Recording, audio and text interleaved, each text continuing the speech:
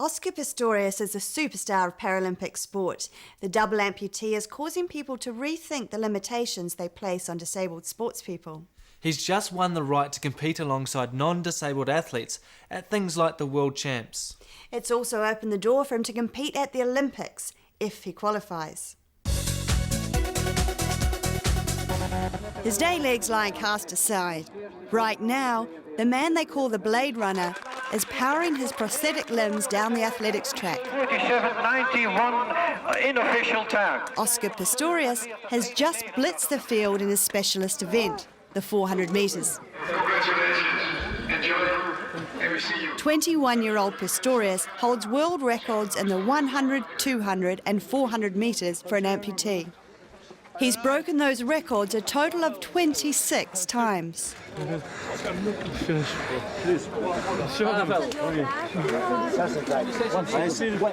These days, a media pack follows the South African's every move. He's become the athletic world's biggest celebrity and curiosity after challenging the barrier separating Olympic and Paralympic sport. I think I've got used to it over the last couple of years. It's been very gradual, so I've luckily had enough time to get used to it. But it's something that I never think you 100% get used to, but you just learn to deal with. It took a lengthy battle with the international athletics ruling body, the IAAF. But in May, Oscar won the right to attempt to qualify for the Beijing Olympics.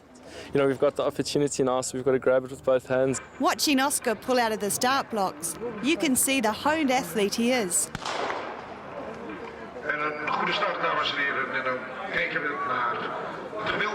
Some argued that prosthetics gave the double amputee a technical advantage over non-disabled athletes, allowing him to take longer strides without ever getting tired or requiring the same input of energy to make them work. There were also concerns he'd have an unfair advantage because of added spring to his start. The International Athletics Federation agreed, but under appeal, the Court of Arbitration for Sport ruled that when everything was considered, including his overall athletic ability, he didn't have any particular advantage. Ironically, his blade setup isn't even the best available. My socket fitting is actually very low tech. A lot of the guys, all the guys here have more high tech sockets than I do, but I'm still, the problem with me is I've grown up using one type of system called a P-Light system. There is a new silicone system that helps reduce energy loss.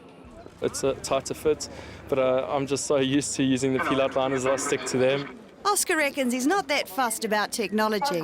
Right now, even his new computer is giving him grief.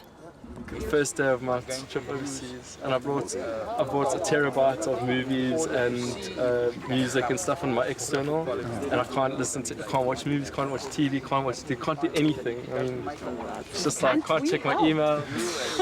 And you know how frustrated I get? I wanted to take it and just like throw it against the wall. Yeah, I'm sure you Me and did. technology, we don't go hand in hand with each other. But I think, you know, technology's obviously played a massive role in disabled sports, and without it, you know, we wouldn't even be able to walk. So, you know, thank you to the guys that do all that side. And I think if you look at passive prosthetics compared to active prosthetics, you know, the active ones of today, where a lot more of the research and money's going into, you know, as bionics and that sort of thing. I think it's a field that I'm very excited for the future, not necessarily for the competition, but, you know, for everyday, just the value of life, being able to have a leg that can help you do everyday things. I think that's wonderful.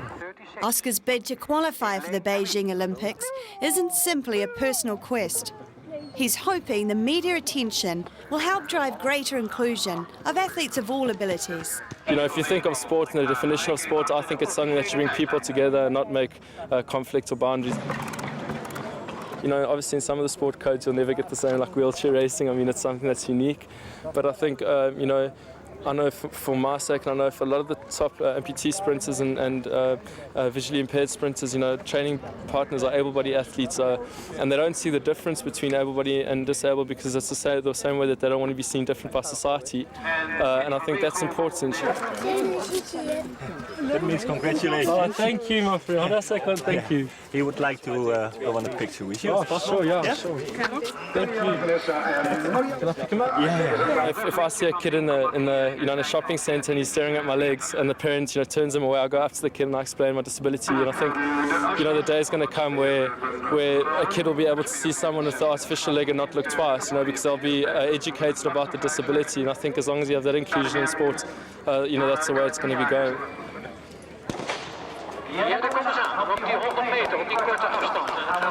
Oscar is dubbed the fastest man on no legs.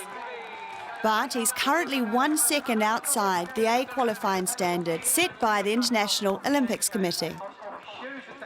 Regardless, Oscar has successfully brought disability sport into the spotlight.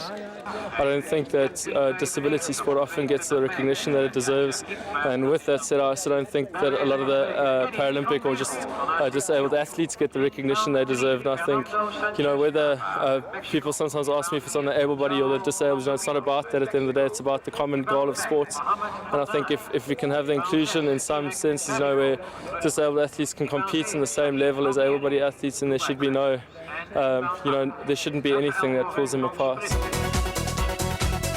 Oscar's got quite a fan base, and I think our director and reporter were quite smitten too.